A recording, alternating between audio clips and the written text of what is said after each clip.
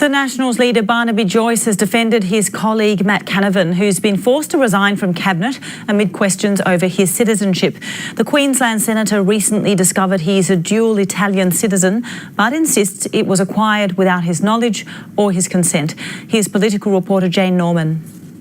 I now present Matt Canavan's caught in a constitutional conundrum. I, Matthew James Canavan, do swear that I will well and truly serve the people of Australia. A week ago, the rising star of the National Party discovered his allegiance to Australia had been unwittingly torn. I've been lucky to have two wonderful parents. His mother Maria revealing she'd registered him to become a dual citizen back in 2006. I knew that my mother had become an Italian citizen. I had no knowledge that I myself had become an Italian citizen.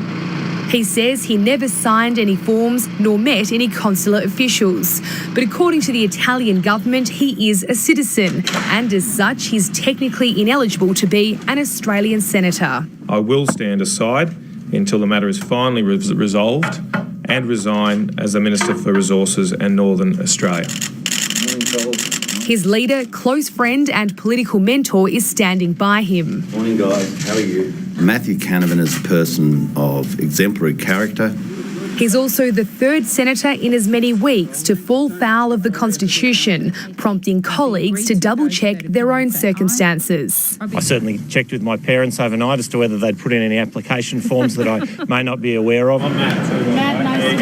In Canavan's case, he was born in Australia and became a dual citizen by descent and without his knowledge. One would presume that if something happens without your knowledge and without your consent, then it's probably an invalid process. And that's the legal grey area the government's hoping to exploit when it takes this case to the High Court, which will ultimately decide Matt Canavan's fate. How does an adult become a citizen of another country without signing a form? Labor remains sceptical, but given the unusual circumstances, is holding fire. I certainly hope that we can get some clarity around Senator Canavan's matter, but we're not going to make that a big political issue. If the High Court finds Matt Canavan has breached the Constitution, he'll be forced to follow in the footsteps of Larissa Waters and Scott Ludlam and resign from Parliament.